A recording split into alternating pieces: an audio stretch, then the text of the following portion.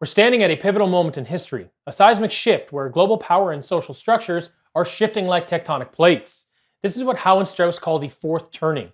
They say history runs in seasons, and every 80 years or so, we hit a brutal winter, a crisis that tears down the old and forces us to rebuild. Think the American Revolution, the Civil War, the Great Depression, and World War II, each a fourth turning that reshaped everything. Well, guess what? We're in one right now. A time of upheaval, conflict, and transformation.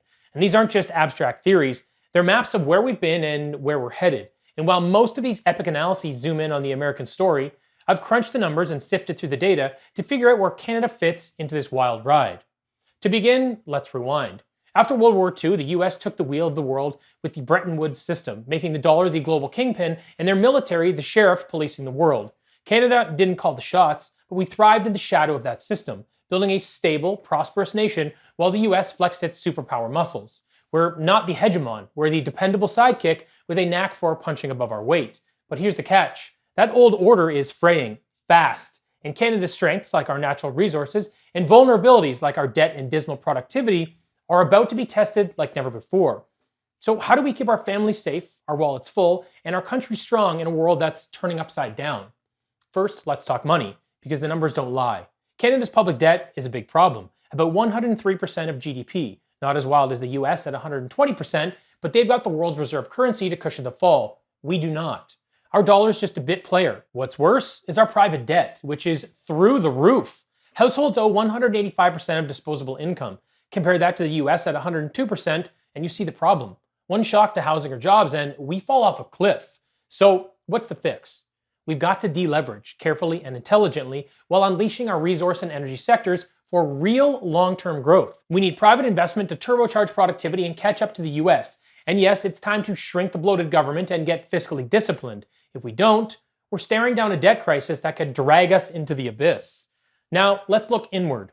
Canada's got a reputation for stability, less chaos than the polarization south of the border. But don't get comfortable. Extremism is rising, provincial tensions are heating up, and the math tells a brutal story. Alberta has shelled out over $250 billion more in equalization payments than it's gotten back in federal transfers over the last 2 decades, while provinces like Quebec are up more than $300 billion. No wonder Confederation feels like it's on shaky ground.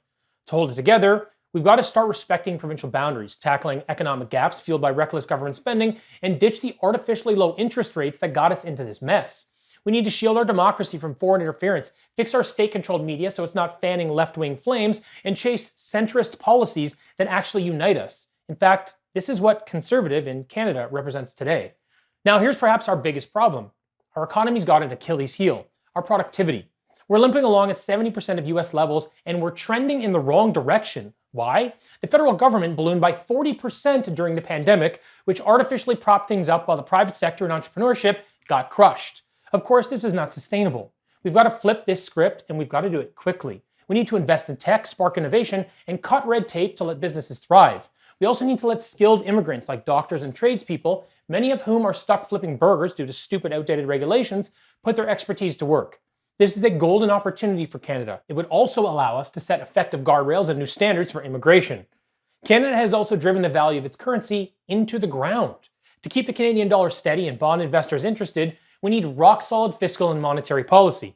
Unfortunately, the Bank of Canada went hard on debt monetization during COVID. Our debt to GDP spiked faster than our G7 peers, so with lagging growth and a middle power currency, why would global investors bet on our bonds when they're almost guaranteed to lose value? The answer, of course, is they wouldn't. Since 2020, Canadian bonds have tanked 30%. Meanwhile, Bitcoin, a decentralized capped supply rebel, has soared 700%. Things like this should be a wake-up call. To cap things off, we're also military lightweights, relying on the US through NATO and NORAD. But as the US, China, and Russia square off, we can't just hide behind their skirt.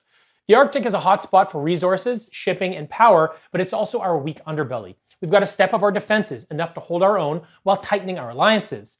We're not here to rule the world, but we can't afford to be a doormat either. So what's the plan of attack?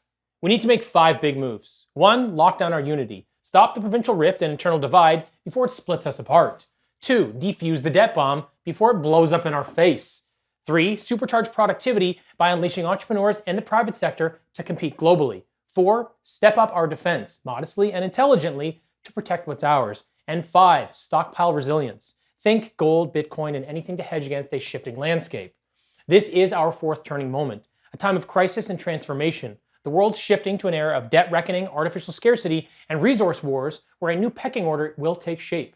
Canada's got a shot to come out strong, not as a superpower, but as a savvy, stable player. But we have to shrink government, curb our addiction to debt, boost productivity, leverage our natural resources, and hold fast to our unity and grit. That's how we've won before, and it's how we'll survive this mess.